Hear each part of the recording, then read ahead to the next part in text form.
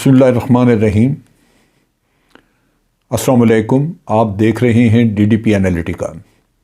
Russia اور Ukraine کی جنگ جاری ہے، کئی ڈیولپمنٹس ہوئیں، ان ڈیولپمنٹس کا ہم ذکر بھی کرتے ہیں اور اس کے ساتھ ساتھ اس کا تجزیہ کریں گے کہ صورتحال آگے کہاں جا رہی ہے، کس طرف جا رہی ہے۔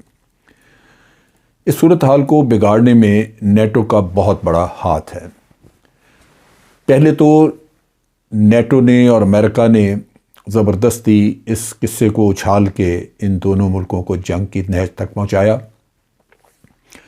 رشیا نے جو اپنے لیے سیکیورٹی گارنٹیز مانگی تھیں وہ بہت حد تک جائز گارنٹیز تھیں، جو کہ میرا خیال ہے کہ اگر آپ انڈیپینڈنٹلی سوچیں، آپ غیر جانبدارانہ سوچ رکھیں تو ہر ملک چاہے گا کہ اس کی سیکیورٹی گارنٹیڈ ہو۔ اگر اس کی سیکیورٹی گارنٹی نہیں کی جا سکتی تو پھر وہ کسی اور کی سیکیورٹی کے لیے کیوں مارا پھرے۔ لہٰذا اگر رشیا کی سیکیورٹی گارنٹیڈ نہیں تھی تو پھر یوکرین کی سیکیورٹی کیسے گارنٹیڈ رہ سکتی تھی؟ سو نیچرلی یوکرین کے لیے خطرہ۔ دوسری طرف یہ کہ نیٹو بجائے اس کے کہ جنگ بند کرنے کا قصہ کرے، انہوں نے رشیا کے اوپر بے پناہ سینکشنز لگا دی۔ ان کی فلائٹس جو ہیں وہ مختلف ملکوں کے اوپر سے گزرنے کا راستہ وہ بند کر دیا ہے، ان کو اجازت نہیں۔ ان کا مال بردار جہاز آج ایک جو برٹش چینل ہے وہاں پہ اس کو پکڑا، فرانس نے اس کو پکڑ لیا ان کے اداروں نے، اور اس طرح مختلف کارروائیاں اور پھر دھمکیاں۔ اس کے ساتھ ساتھ انہوں نے ریپڈ رسپانس فورس اپنی جو ہے وہ بھی اس کو بھی انہوں نے تیار کیا، اور وہ پہلی دفعہ تیار کر کے اس کو پولینڈ وغیرہ میں اس کے یوکرین کے قریب وہاں پہ ڈپلوائے کیا جا رہا ہے۔ ان حالات میں ڈیفینیٹلی رشیا کے لیے بھی پھر مجبوری ہے کہ وہ اس چیز کا کہیں نہ کہیں جواب دے۔ اپنے طور پہ انہوں نے کچھ تھوڑی بہت سینکشنز لگانے کی کوشش تو کی ہے، کچھ لگائی ہیں رشیا نے سینکشنز، انہوں نے بھی اوور فلائٹ وغیرہ بند کر دی ہیں اپنے ملک کے اوپر سے کئی ملکوں کی، اور اس کا بعض ملکوں کو ڈیفینیٹلی مسئلہ بھی ہوگا، اس کی وجہ سے ان کو لمبے ڈیٹور لگا کے جانا پڑے گا۔ لیکن یہ سارا جو کچھ ہم دیکھ رہے ہیں اس سے معاملات مزید بگڑتے نظر آ رہے ہیں۔ رشیا نے 2-3 بڑے شہروں کا محاصرہ کیا، وہ ایک شہر انہوں نے قبضہ بھی کر لیا ہے یوکرین کا، اور اس کے علاوہ جو کیو ان کا دارالحکومت ہے اس پہ ان کا قبضے کے لیے کوشش جاری ہے، جبکہ یوکرین نے کہا ہے کہ ایک حملہ ان کا ہم آلریڈی پسپا کر چکے ہیں۔ اب ان حالات میں رشیا کے صدر نے اپنی جو ان کی نیوکلیر فورسز ہیں اس کو فوری طور پہ ہائی الرٹ کے اوپر ڈال دیا ہے۔ یہ ایک بہت بڑی ڈیولپمنٹ ہے۔ نیوکلیر فورسز عموماً آپ کی الرٹ نہیں کی جاتی، اس کی وجہ یہی ہے کہ ہائی الرٹ پہ آنے کے بعد خطرہ ہوتا ہے کہ جنگ جو ہے وہ بڑھ نہ جائے، لیکن غالباً رشیا دیکھ رہا ہے کہ اس کی سیکیورٹی جیپرڈائز ہو رہی ہے، اور دوسری طرف غالباً جو سکسیس، جو کامیابی وہ سمجھتے تھے کہ ان کو بڑی جلدی مل جائے گی یوکرین میں، وہ بھی شاید نہیں مل رہی، کیونکہ یوکرین کے اپنے لوگ ان میں بہت زبردست اتحاد، اور ان میں بچہ ان کا اپنے ملک کا دفاع کرنے کے لیے تیار ہے۔ اس کی وجہ سے ڈیلے ہو سکتی ہے، وقت لگ سکتا ہے، لیکن یہ کہنا کہ وہ رشیا کی فوج کو مکمل طور پہ روک سکیں گے وہ شاید ممکن نہ ہو، اور نتیجہ یہ ہے کہ کسی نہ کسی وقت پہ ان کا قبضہ ہو جائے گا۔ جو یوکرینین فائٹرز ہیں وہ کافی کامیابی سے اپنے شہروں کا دفاع کر رہے ہیں۔ موسٹ پرابلی انہوں نے مختلف شہروں کو فورٹریسز کے طور پہ قلعے کی شکل میں ان کا دفاع تیار کیا ہوا ہے، اور اس میں لگتا یہی ہے کہ یہ دفاع جو ہے کسی نہ کسی وقت پہ بریچ ہو جائے گا۔ اب جب انہوں نے رشیا نے اپنی نیوکلیر فورسز کو تیار کیا، ان کو الرٹ کا آرڈر دیا، تو امریکن ایمبیسڈر نے اس کے اوپر بڑا ریئیکشن دیا۔ امریکن ایمبیسڈر جو کہ یونائٹڈ نیشن میں ہیں، انہوں نے بہت زیادہ اس پہ سخت ریئیکشن دیا، اور انہوں نے کہا کہ پوٹن جو ہے وہ جنگ کو بڑھاتا جا رہا ہے اور ایک ایسی طرف لے کے جا رہا ہے جو قطعاً قابل قبول نہیں، اور اس کو بڑا سختی سے یہاں روکنا ہوگا۔ اب وہ سختی سے روکنے کے لیے کیا اقدامات کرتے ہیں یہ بات کی بات ہے، لیکن دوسری طرف یوکرین نے یہ کیا، یوکرین کے صدر نے آرڈر دیا، اور وہ اپنا مقدمہ انٹرنیشنل کورٹ آف جسٹس جو ہیگ میں ہے وہاں لے گئے ہیں، اور وہاں انہوں نے استدعا یہ کی ہے کہ جتنا جلدی ہو سکے ان کا کیس سنا جائے اور رشیا کو حکم دیا جائے کہ وہ فوری طور پہ جنگ بند کرے۔ دوسری طرف یہ کہ رشین صدر نے بار بار یہ کہا کہ جنگ بند کرنے کو ہم تیار ہیں، لیکن اس سے پہلے آپ نیگوسیشنز کریں، مذاکرات کریں۔ مذاکرات کے لیے انہوں نے بیلاروس کا ایک شہر جو کہ اس وہاں بات چیت کے لیے انہوں نے کہا، تجویز دی رشیا نے، لیکن وہ یوکرین کے صدر نے قبول نہیں کی، کیونکہ ان کے خیال میں بیلاروس تو پہلے ہی اتحادی ہے رشیا کا، اور بیلاروس کے علاقے کو استعمال کیا گیا ہے اس پہ یوکرین پہ حملہ کرنے کے لیے۔ بالآخر یہ طے ہوا ہے کہ یوکرین اور بیلاروس کی سرحد کے اوپر چرنوبل جو ہے شہر، اس کے آس پاس کہیں وہاں پہ ملاقات ہوگی اور مذاکرات کے لیے رضامندی کا اظہار کیا گیا ہے۔ لیکن بات وہی ہے کہ یہ چرنوبل میں ہو یا کہیں بھی مذاکرات ہوں، جنگ ساتھ ساتھ جاری ہے اور اس سے وہی تباہی مچی ہوئی ہے۔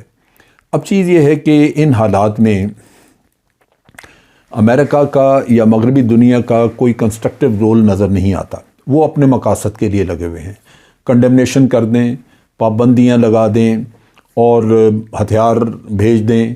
اب ہتھیار بھیجنے کا کام اگر وہ کریں گے تو اس کو نیچرلی رشیا روکنے کا کام کرے گا۔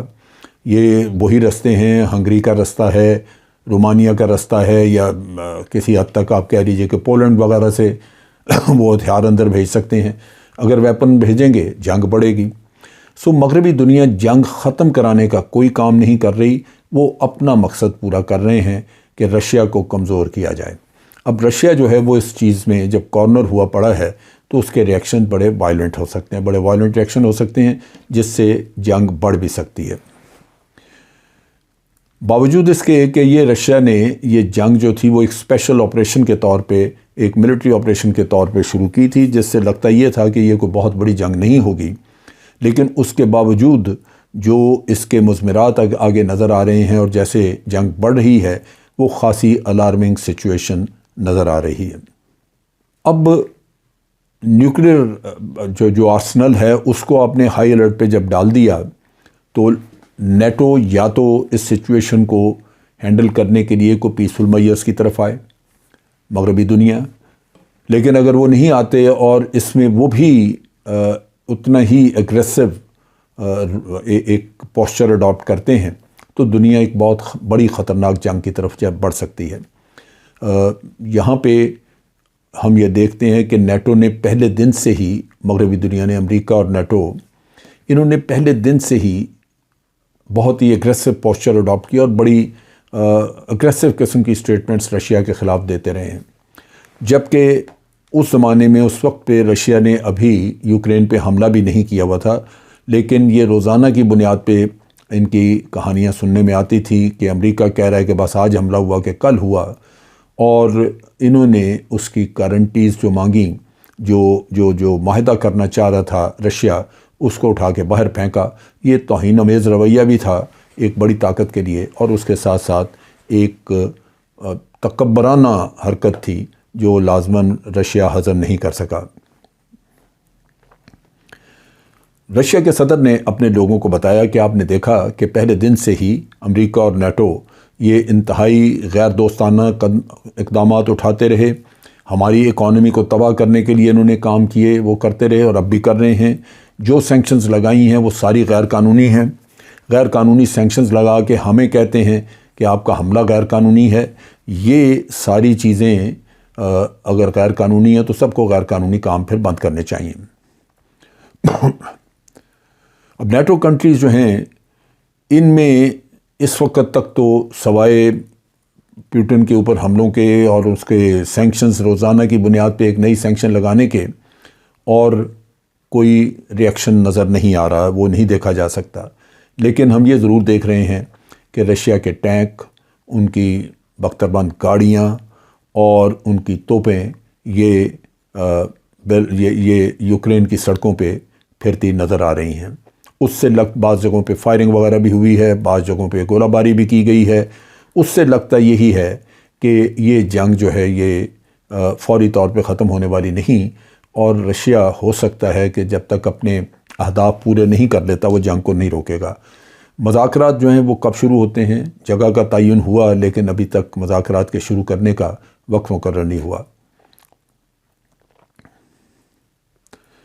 یوکرینین فورسز جو ہیں انہوں نے ابھی تک کیو کے آس پاس تو روس کے فوجیوں کو روک کے رکھا ہوا ہے، لیکن کب تک روک سکیں گے یہ بھی کہنا مشکل ہے۔ روس نے بعض جگہوں پہ مختلف جگہوں پہ دھماکے وغیرہ کیے ہیں۔ جو اسٹریٹجی انہوں نے فالو کی ہے وہ یہ ہے کہ ایک طرف تو وہ تمام ملٹری ٹارگیٹ انسٹالیشنز اور انفراسٹرکچر تباہ کرنا چاہتے ہیں تاکہ ایک وقت آئے کہ یوکرین کی فوج یہ کہے کہ اب ہم لڑنے کے اہل نہیں رہے اور وہ ہتھیار پھینک دیں۔ دوسری طرف وہ عوام کے لیے مشکلات کر رہے ہیں۔ عوام وہ سویلین ٹارگیٹس کا گو کہ الزام لگایا یوکرین نے، لیکن رشیا سویلین ٹارگیٹس کو غالباً انگیج نہیں کر رہا۔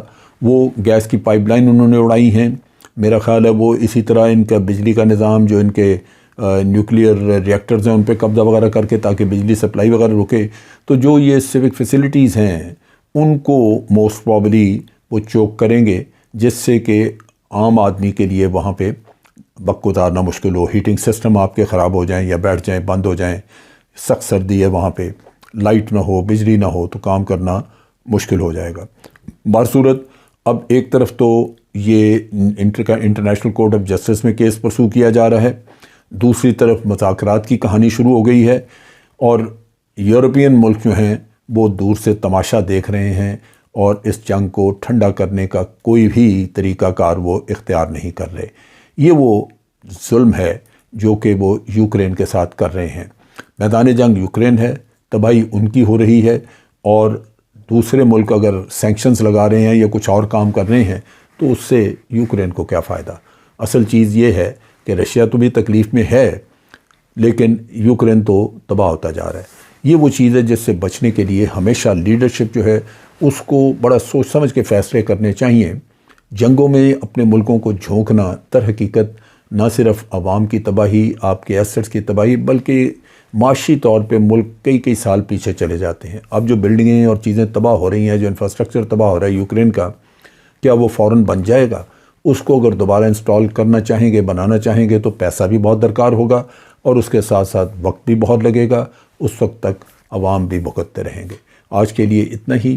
افواج پاکستان زندہ باد، پاکستان پائندہ باد۔